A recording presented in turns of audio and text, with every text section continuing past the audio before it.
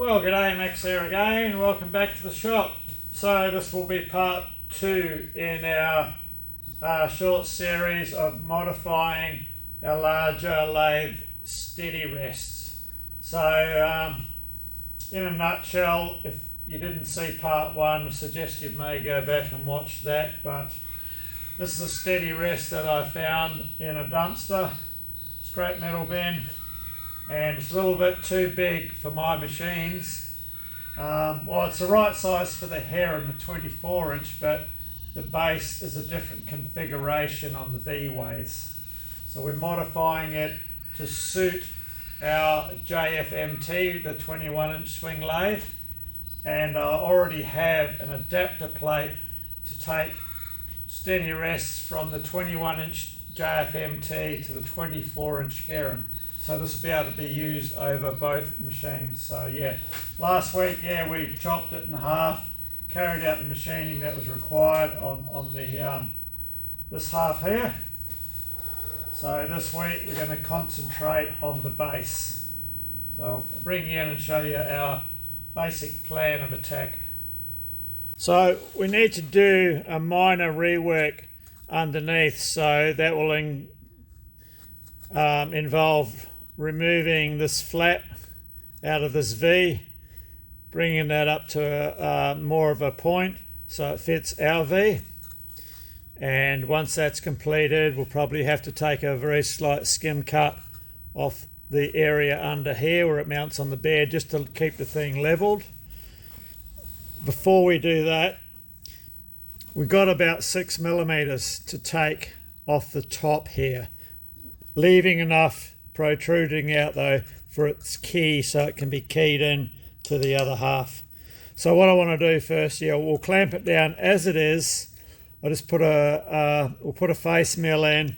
We'll just take a cleaning cut over the areas here where we cut it with that staggered tooth cutter to separate the two halves, and that gives us a nice flat machine face so that we can roll the part over,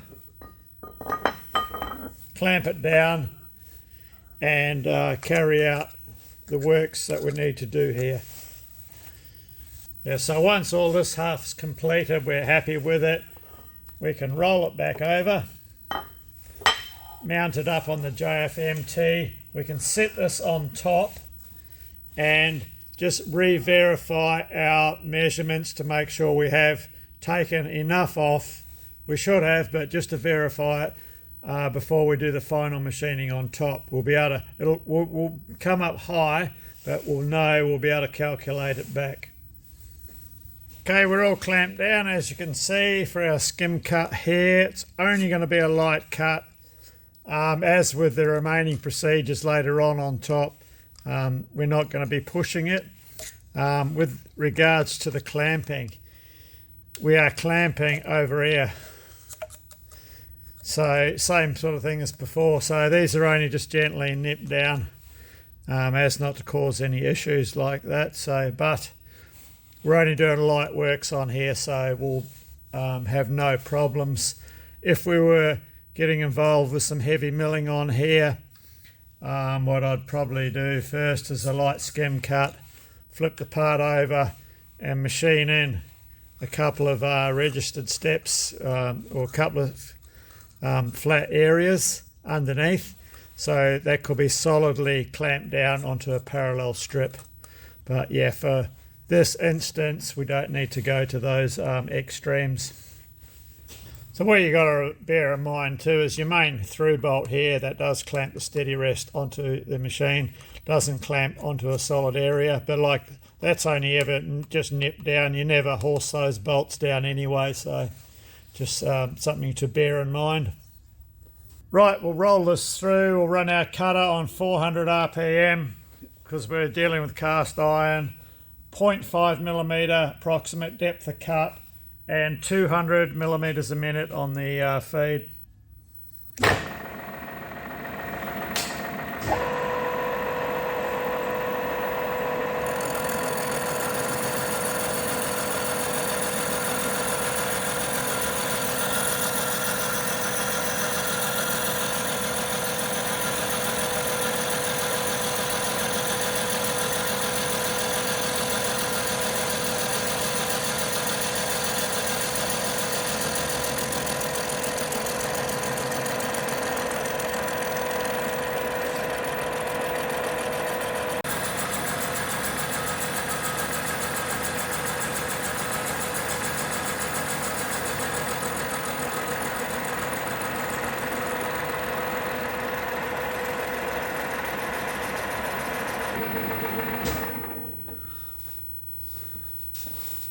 Okay, we've got a full clean up, so we'll get this out, get it deburred, flipped over, and work out our plan of attack for the V-groove modifications. I don't know yet if I'm going to do them in this machine or the Bridgeport, possibly even do them in the shaper.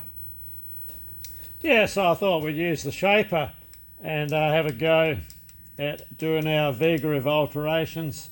So it's a cut down the centre first and then a cut from either side, and we have to keep the same relationship and height to our other flat sliding surface there, which we should be able to do, you know, within a couple of hours.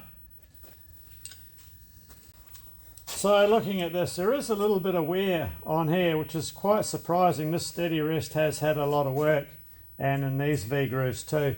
So we know the centre distance is right for our lathe. We're not 100% sure on the height, like the pitch line of our V-groove there in relation to our flat. We don't know how that's going to match up to our lathe. We know it's not far off. So I think for now, if I put a piece of round bar in, and I've already set this adjustable parallel on here, and an indicator which I have zeroed out here, well, within a thou, and I can swing around and hop on our adjustable parallel right here. You know, we're within a couple of thou, so that's close enough. So what that will enable us to do, once we clean up our V-groove, we can put this in, then we can get a measurement, a vertical measurement on the difference in height between the top of that bar and here, and then that will, then we'll know how much we have to take off this surface. Bearing in mind, this may still have to be altered, as it's just a test fit stage first. So yeah, we'll just a light clean up and see how we go. But you can see there is, I can feel a very slight step here and wear, and likewise in here there's a little bit of wear as well. So yeah, that's why we're not going to gain anything by trying to set this on and get a measurement. Plus we can't, because yeah, our V-way bottoms out on this truncation here.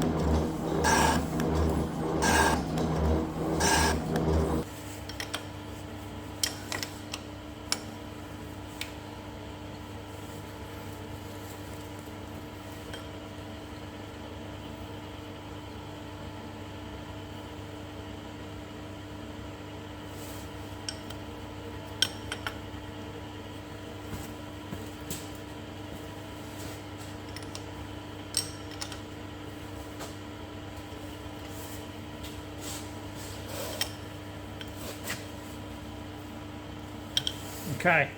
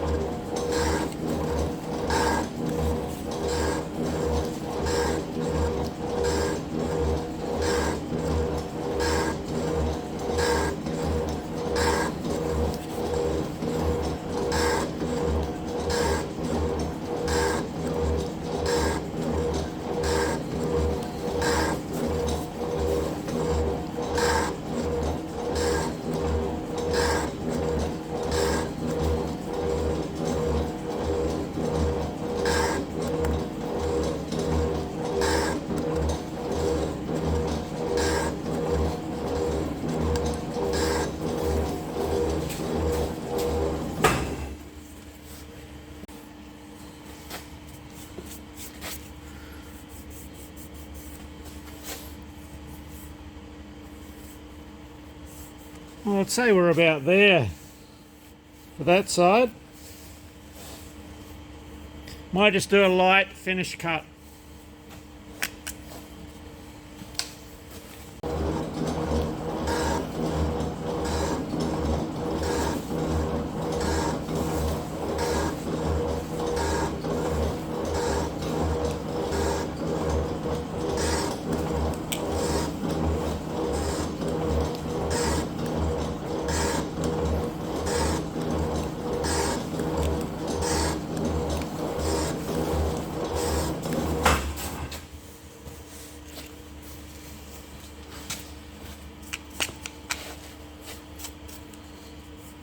Okay, that side's good.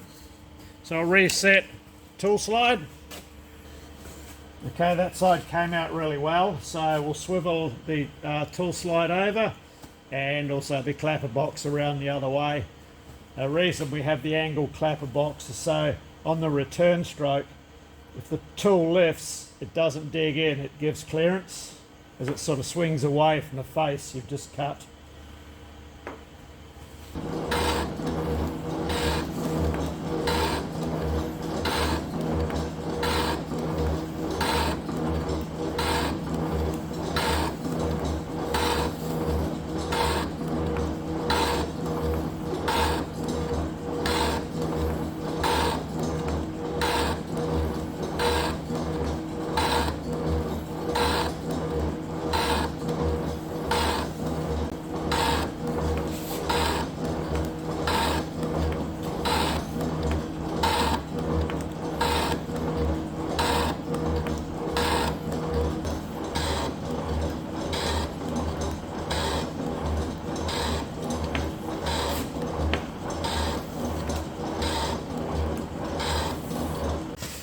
Okay, that's our V-groove completed, down to our scribe lines. So what I think now, rather than leave the sharp 90-degree angle down the bottom, we'll go in possibly with a radius tool, if I can get this in, and cut a radius at the bottom.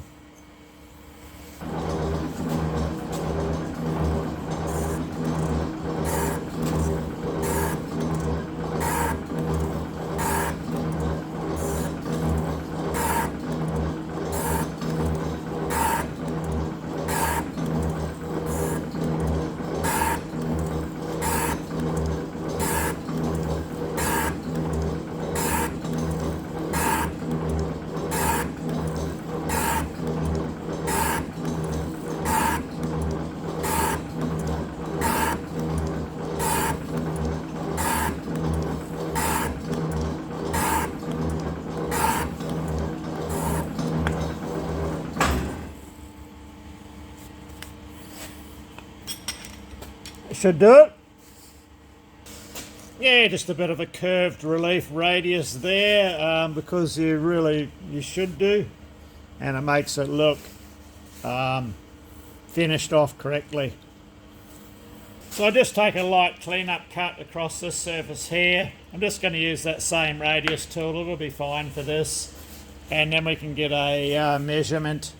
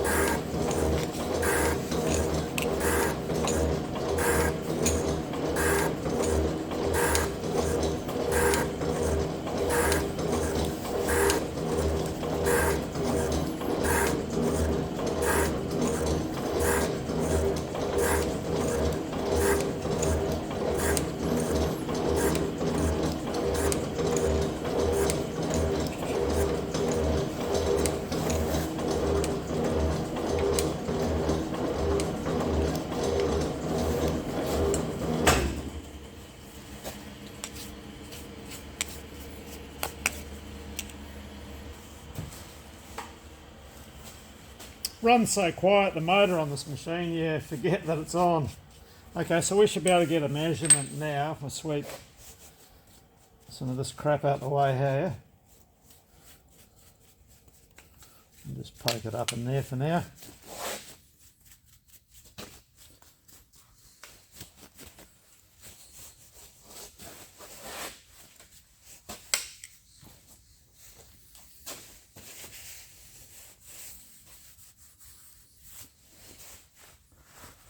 Hopefully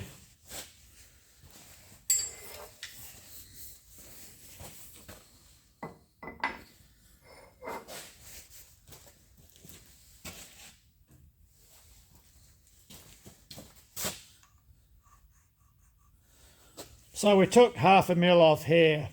We should be safe because I know that we sidestepped more than 1/2 mil over there.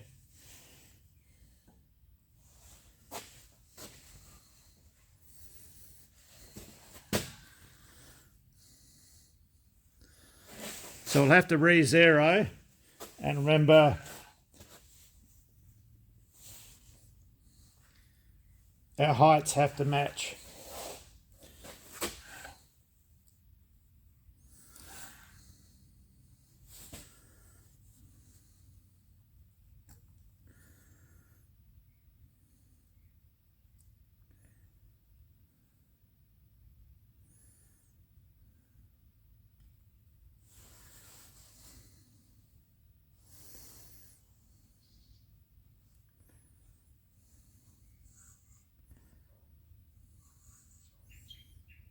Okay, we're pretty good there.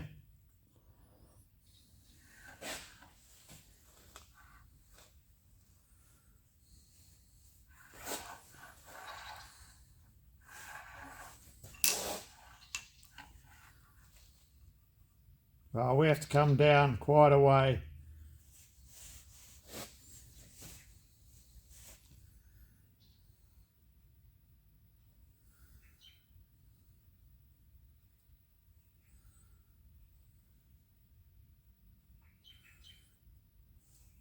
Yeah, we've easily got to take 1 millimetre off this face here, then we'll remeasure.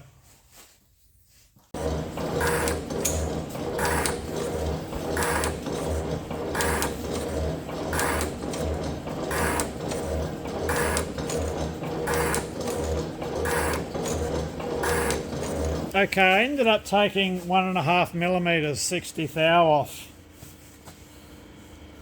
We're still high.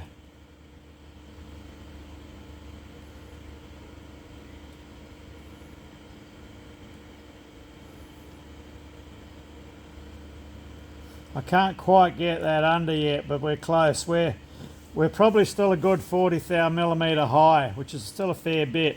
What I think I'm going to do, because we don't know the relationship of the original machine that this came out of, like the centre line of our V,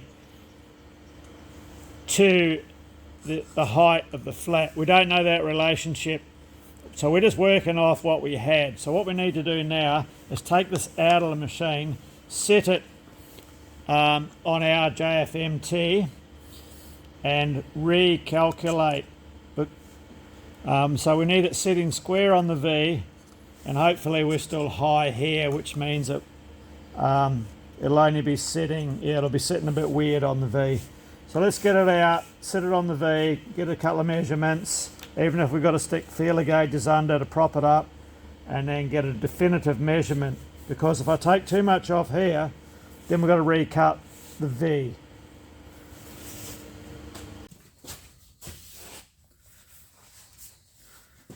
Okay.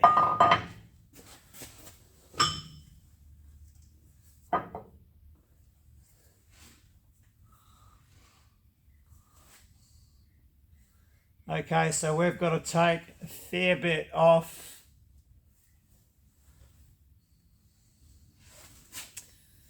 this other edge. Okay, we're going to have to slip it back in the shaper and take a bit off this outer edge here to allow our part to sit properly down on the V-way. Okay, so I took the corner off that, and looks like we've got a fair bit to come off this side here still. So I thought, let's just see how we're travelling on our overall dimension, so we know we're not going to go too far. So we've got 137 millimetres to to the bottom, there, 147 millimeters. So we have 10 mil discrepancy. We know we've still got to take 6 mil off here, even if we only take 5. Yeah, that'll be enough, and because we've got to leave 5 for the key. So if we took 5 off here, that gives us wiggle room to take 3 or 4 mil off there if required. So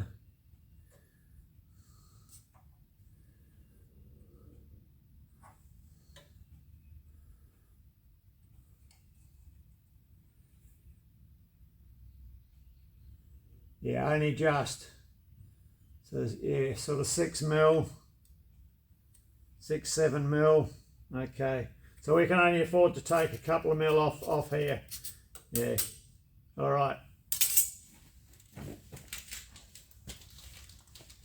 We'll just check our side to side. 140, yeah, 140, 144, 45. Measuring into a radius there, so no, we're still good that way, so we've got minimal wiggle room this way. I think we're going to end up pretty bloody close. So you can see if I push down on this side here, so we get that lift. Well, that lift is the amount that we have to take off this face. If we find ourselves in a position where we're going too low, what we'd have to do is offset this angle here and then adjust our V, because then we're only contacting at the top of one side and the bottom of the other. So let's get a couple of mil. I'll get a measurement of what that is and we'll work out what we've got to take off.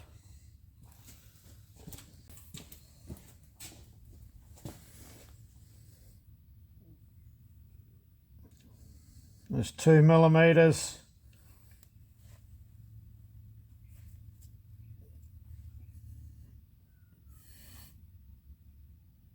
.45 millimeters.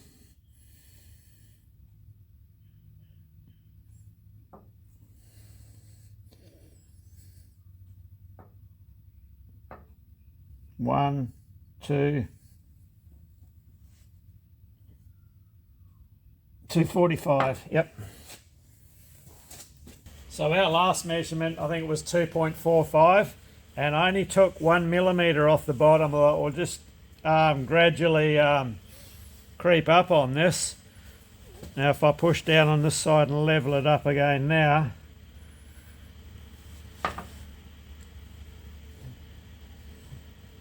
we got 1.1 millimeters. So what I think I'll do now is I'll take 0.5 millimeters and we'll remeasure. I just want to sneak up onto it gradually. So previously we had 1.1 mil rock, and I've just taken 0.5 millimeters off. So now we've got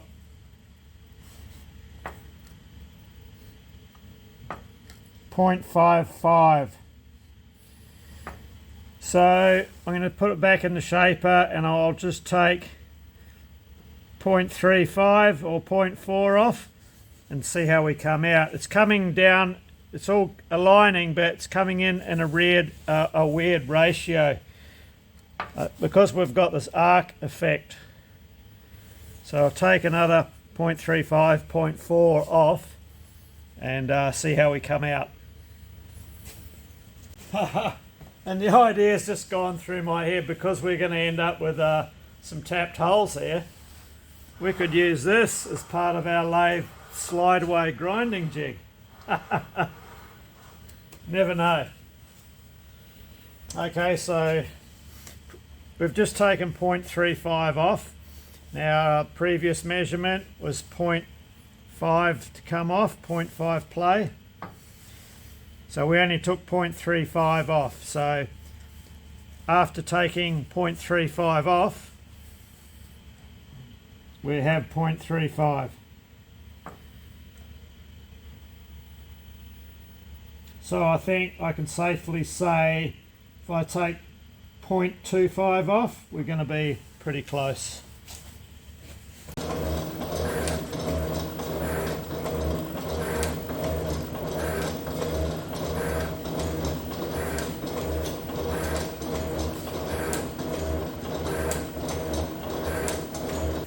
So also I've purposely not machined all the way across, only as far as we need with a bit of clearance to leave this raised section here, because what's the first thing you do when you pull your steady rest off the lathe? Plonk it straight down on the concrete, don't we? So this will sort of protect to some extent this surface here, hopefully. And the same for the other side, because this area here, this last 5/16 8mm of V-ray actually overhangs the V-way on the lathe bed, so this just sits out in space. So if you get any damage here, it's not going to make any difference whatsoever. And of course this one here is subsurface to this, so it's off the ground. Okay, we should be getting close now.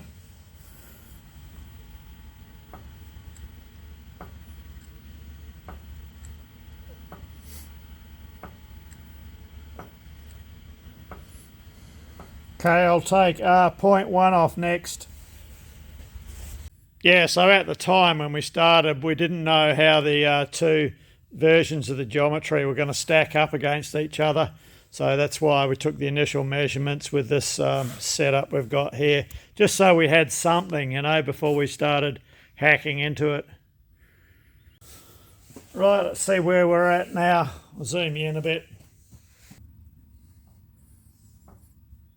0.07mm.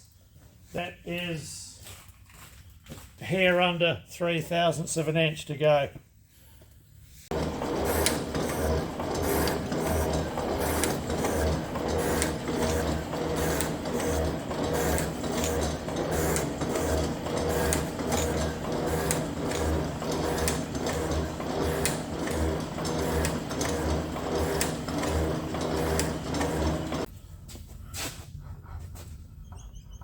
Okay, so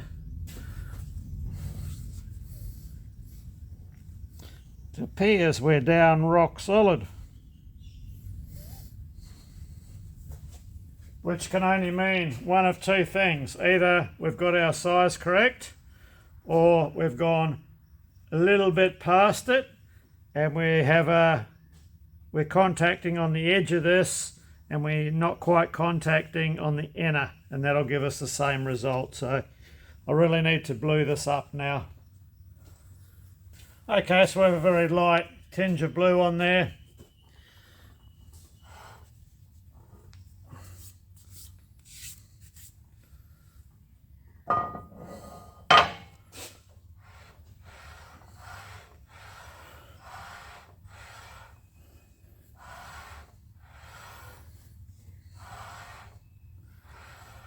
V-way's looking good. Looks like we're getting about halfway across on our flat way.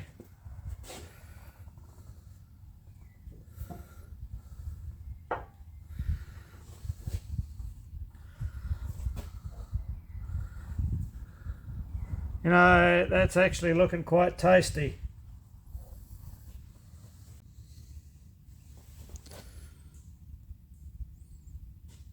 Looking quite good there. I was just a bit curious as to why we're getting a solid contact here but only halfway across. So that could only mean maybe something in this surface here, or I doubt it would be the lathe bed. You can clearly see it there. So we're on the right plane, so that's really all that matters. I'm wondering if I give this a light scrape, I could get that better. Then I'd have to do the V-ways as well. It's something I'm very tempted to do. I'll think about it.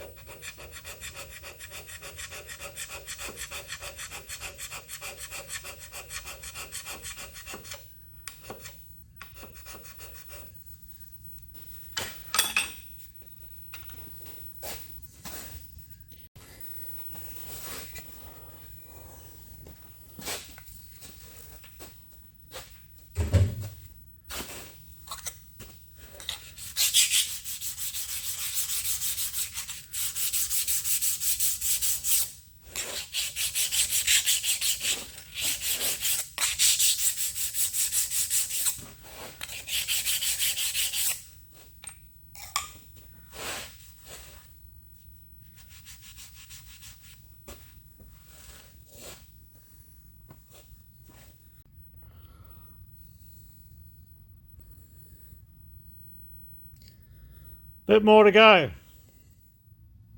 Well, a lot more to go. Bring you back when we're closer. Okay, I'm starting to chase my tail a bit now because the Prussian blue that I'm using is quite thick and oily. It's a bit too oily. I've got that is quite a translucent layer that I've got on here. It looks way more in the camera. Let me go and get the part.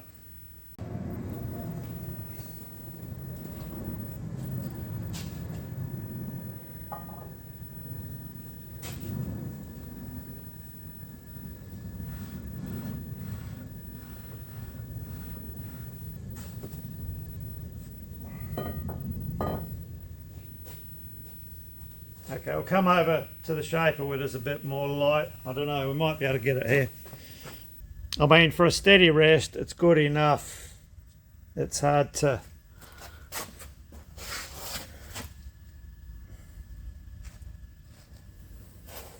Yeah, it's hard to get a good shot in the light. But for a steady rest, that's fine. This bloody can of CRC was sitting just there, and I just knocked it over onto there. It didn't fall on the floor. It fell on a little bloody chip. How thin are they making these cans these days? Far out. Full can too. Okay, I'm going to call that job done. I'm just checking for any wobble. Look, I can really horse down on this far side.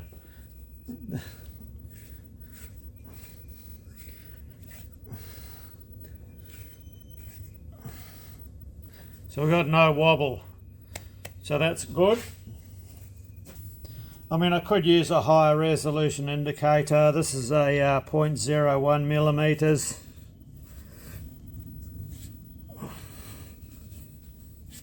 She's pretty good. Good enough for a steady rest. Right. Well, okay, that's as good as contact as I can get without chasing my tail, considering we are only using bearing blue, which is a very smeary, oily substance, and we are taking our print off a ground lathe bed, which was smooth, you know, so I'm facing an uphill battle there, but at least we've got what we wanted.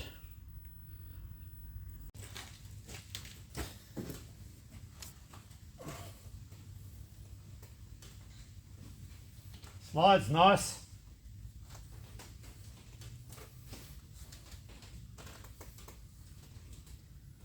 Okay, let's get a measurement, see where the lay of the land is.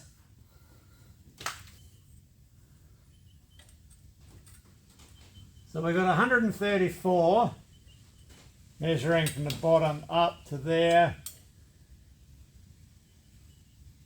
148. So that's a discrepancy of 14 millimeters. Divide that by 2 to bring us where we need to be, which is 7 millimeters. So the whole show has to go down 7 millimeters, which is good, because what we need to do then on our base, if we machine 2 millimeters across the entirety of the 2 pads on the top, that will bring us down to the top of our key, and then we put an end mill in and machine down a further 5 millimeters until we are left with our machined exposed key, and that should put us right on centre. Remember, our key slot in here is 5.1, so we machine our key to 5. Side to side, about 140 millimeters, and yeah, 139ish.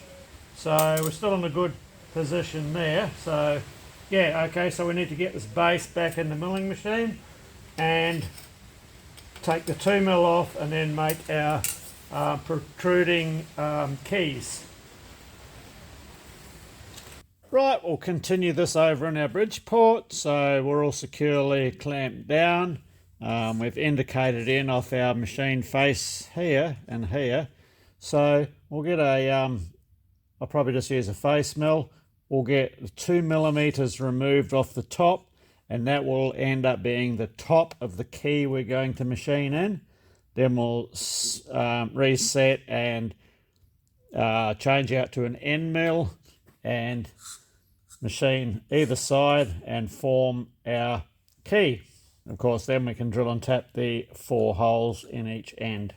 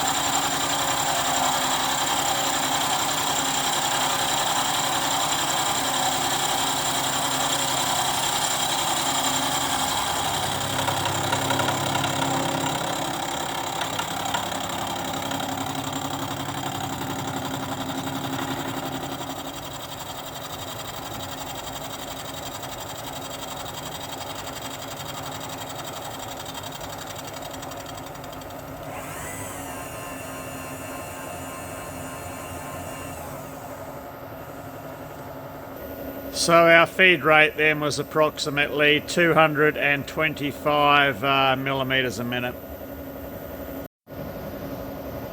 Looks like I need to top that oil up a bit too. It's been a few years.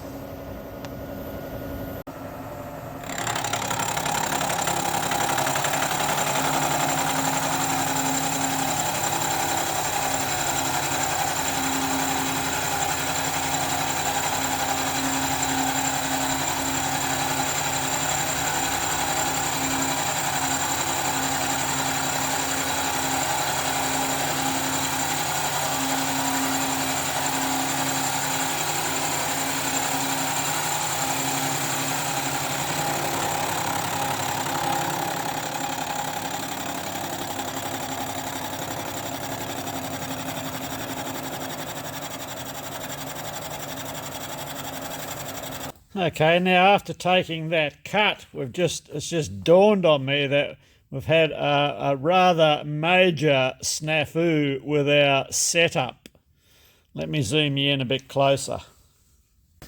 So our required depth of 2mm to be taken off the top, which we touched off here, is fine.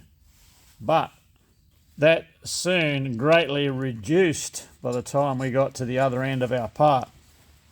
And here comes the rain again. I think they're giving a fair bit of it today. I'll just remove these clamps so we can see.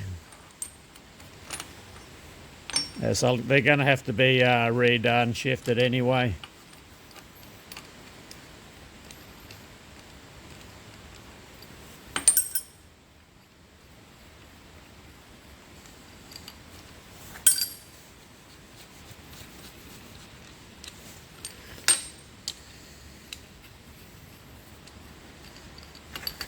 Major screw up on my part, but nothing we can't work around. So what's happened, our reference points that we require for our top surface, which we've taken our height measurements from, are underneath this parallel here, and we need to take the other reference off this V-way, not this section here. This section here is a clearance section. I had it in my mind that this was the same height as this, but it's not, because yeah, we had this sitting down the V-way of the lathe, and we kept taking material off this face here till we had everything sitting as it should. So I'm going to have to reset this up. So we're going to have to set this on a piece of round bar and adjust the height of this accordingly until we indicate 0, 0 on this face that we haven't touched yet. Then we'll be in the correct position. So let me readjust. Okay, this is the setup that we should have had from the start. So our clamping remains the same. I've got a bit of a round bar. It's actually an old hydraulic cylinder rod, a small one, registering in our V-way. And that way then we're able to adjust this end to get this face that we haven't machined yet sitting somewhat parallel. We come out very lucky.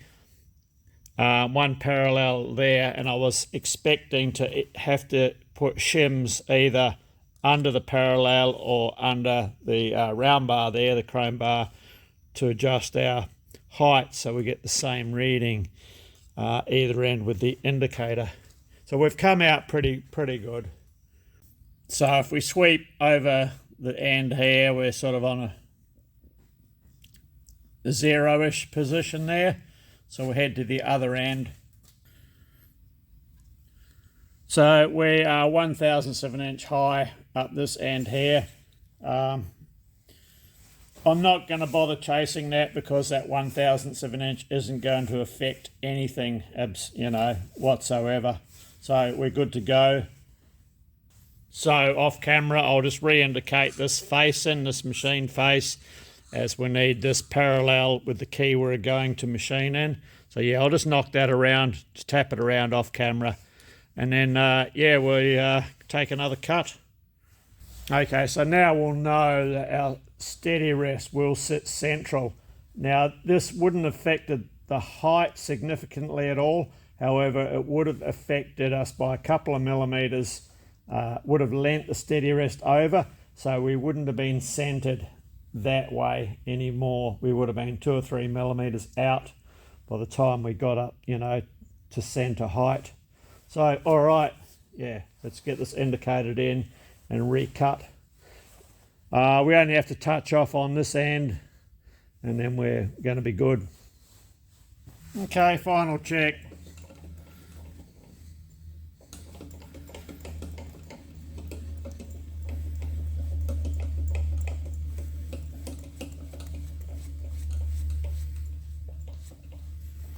So we're good that way. And final check the other way.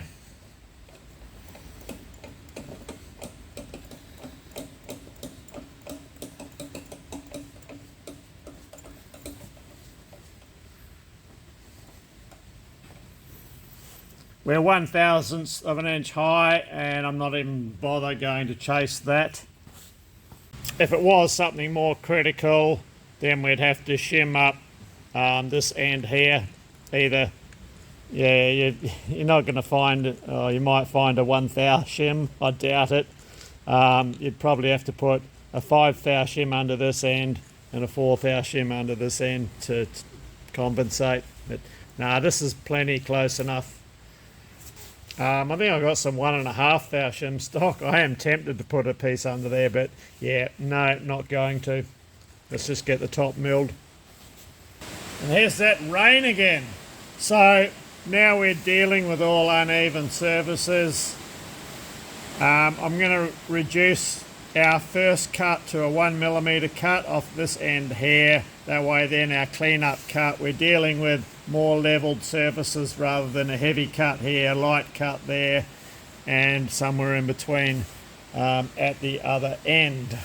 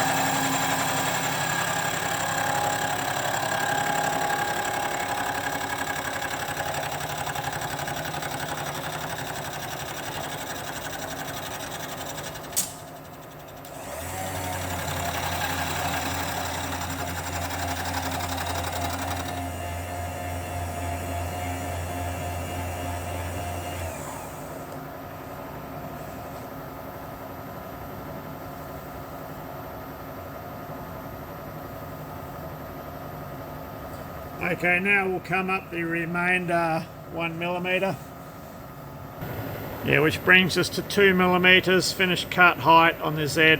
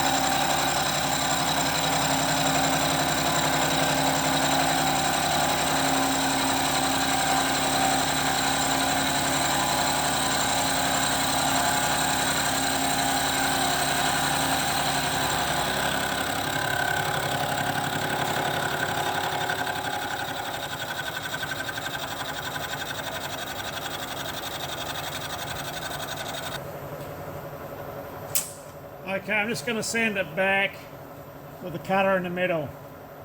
There's a slight ridge, not on that one, but on this one, because, yeah, just the depth I had the cutter in. We're right on the edge of the insert, so it's left a, oh, you can't see. Yeah, this one here, I didn't quite have the cutter over far enough, so I've got a little ridge here. And it's just from the corner of the insert because I should have had the cutter over another couple of millimeters. It's not on this one here at all, so I'll just send the cutter back down the middle to take care of that.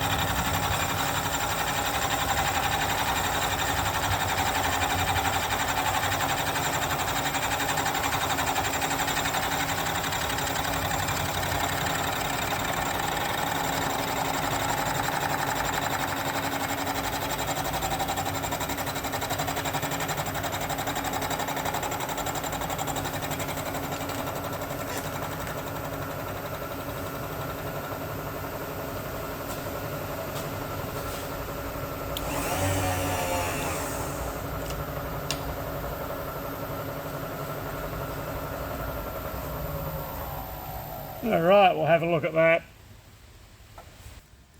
So we're all nice, flat level, tickety-boo. So I'll get rid of this face mill now. We'll get an end mill set up, and then we have to measure our distance in from this machined edge into the centre of our slot, and then calculate out our width, as the key is 25 millimetres that we have to put in. So we need to get our cutter touched off on the side so we know how far we can get a definitive measurement. I've got a couple of scribe lines here just for an estimate.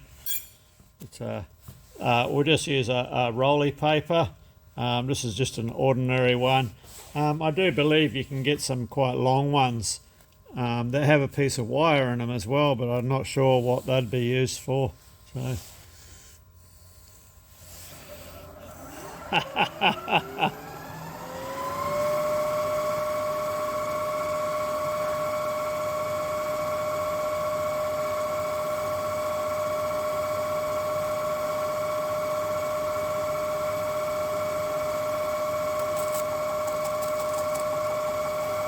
Okay.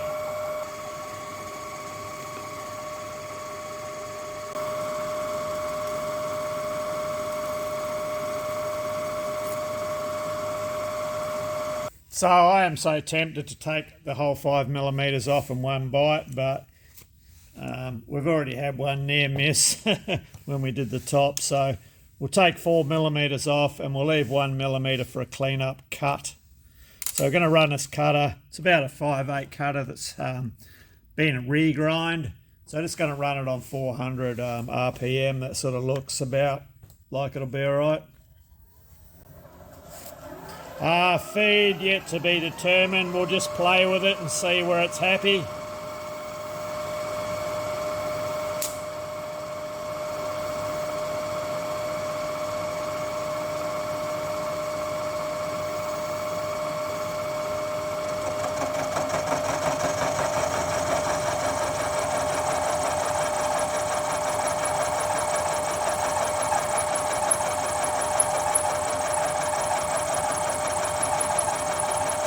That's on 150 millimetres a minute. It seems to be fine.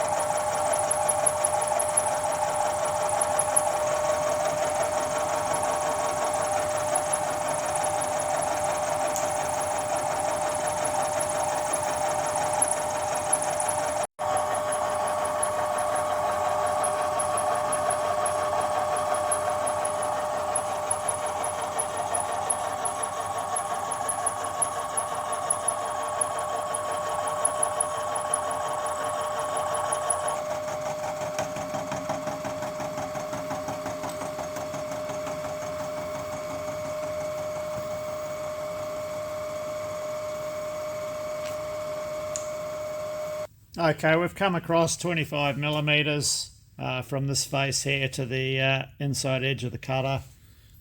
That leaves us a little bit to clean up, so we'll just send it back the other way.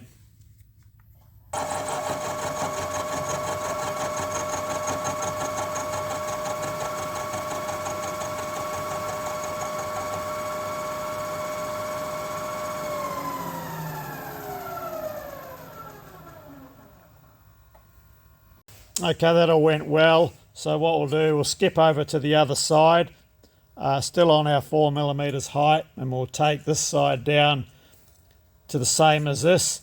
That way, when we come up the extra millimetre, we're doing all 4 locations without a Z height change.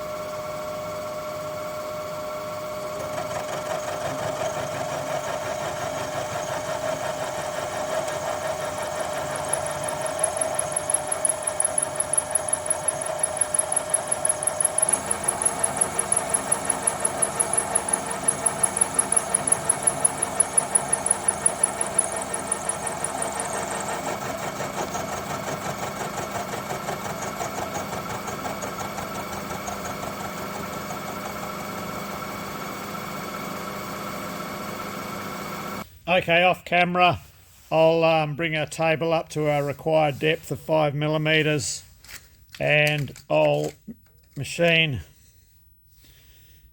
this face till we just touch this area here, and then we'll get a measurement for our final cut. So I'll bring you back when we're due to measure for our final cut. Well, I've just picked up a bit of a discrepancy in what we've just machined. So if I measure from our reference to the edge of our roughed out keyway side, 975, 80, 85, 986 and a half thou. I've had to switch to imperial because I don't own a metric depth gauge.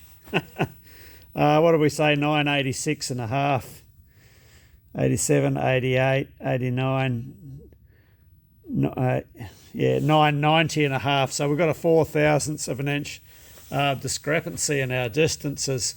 So I just put the clock on it and check from here to here, and what's happened, our part has actually moved. So we've got a 4 thou discrepancy on our indicator reading. So what's happened, I'd say possibly when we've had that face mill in, the part has shifted.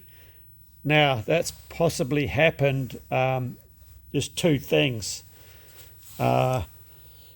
We have, although we've got this clamp in 5 places, we've only got it clamped down very lightly because we're clamping over air and it's cast iron, which is not good, but it's the only way we can do it without creating ourselves a whole mass of other work.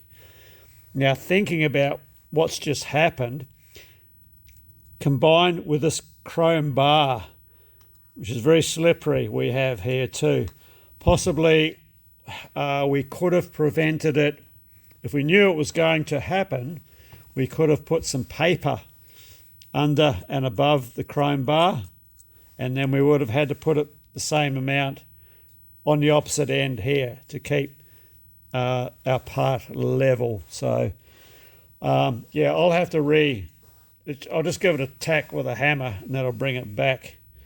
And we're going to be finishing up here with like a 1/4 inch end mill anyway to bring our key to the desired width. So yeah, lucky we caught it. Yeah, well, looks like we're heading for a hat trick of cock-ups. Well, hopefully not. So yeah, we'll get the little end mill in, and we've still got room up our sleeve. We're not at finished dimension yet, so all is well. We're still swimming with our head above water. So now I wonder what my punishment will be for that. It could be I could be in for an afternoon of more cleaning on the horizontal boring mill. I already made a good start on this corner of it. Or it could be that I have to sweep the floor because it needs it. Oh yeah, while we're looking at this, check this out. Bit of a sneak preview on some progress on the Casto. So we've got all the electrics ready for the electrician to run the wiring to, and to wire in this 240 volt outlet, which will run the coolant pump and probably a light off. I've got the motor back in. I had it out, give it a good clean up, put some new bearings in it, so it's all set to go. Well, anyway, can't give away too much over there, so cheers, thanks for watching, and hopefully see you in the next video where we'll be carrying on with this or doing something that I have over there. Cheers.